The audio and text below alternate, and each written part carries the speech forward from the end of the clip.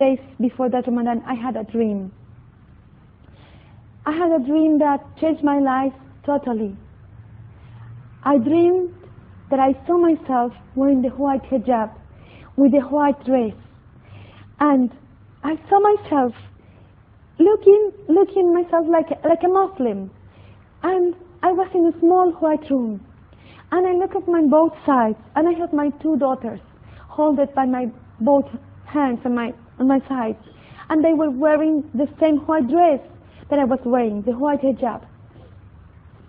In this small room, we were praising Allah. We were making sujood to Allah. I was speaking in Arabic, the surahs. And I was so overwhelmed by this, that this is the right way to praise God. Still though, on my right side, I saw a small door. And I saw the shaitan. And he will not enter this white room.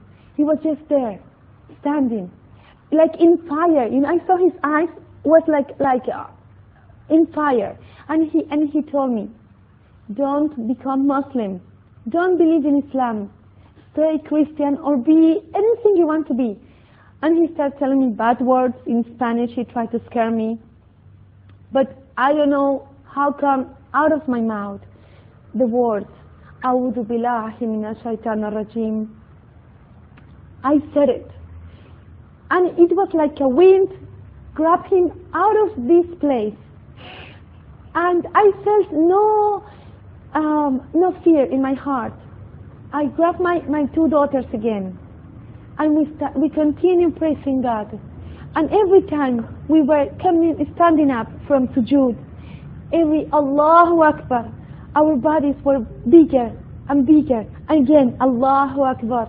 And we were bigger and bigger. In one of those sujood, when we said, Subhana Rabbil Ala, Subhana Rabbil Ala, Subhana Rabbil Ala, on the floor, I heard Allahu Akbar. I came back to my consciousness, and this was the Adhan of Fajr. And at that time, I said myself consciously, full awake, Allahu Akbar.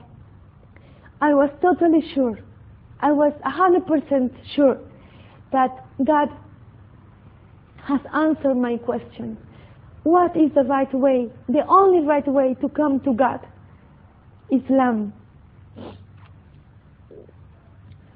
Right now, I'm so thankful that God has made me Muslim, because this is, to be Muslim, as we know, this is the difference of going to the fire forever.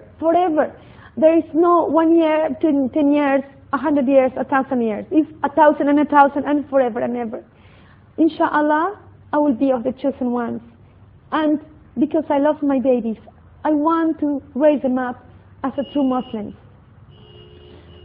After my dream, when I realized the whole thing, I felt taqwa in my heart. So I went to grab whatever cloth I had in my house. I covered myself.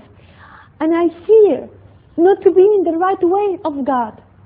I want only to be in the right way from that time until now. And inshallah, until the day I die. I asked my husband, mother at that time, please tell me, how can I be Muslim? Now, I want to be Muslim. So she took me to Al-Awqaf to make my shahada. I did it then. I came back.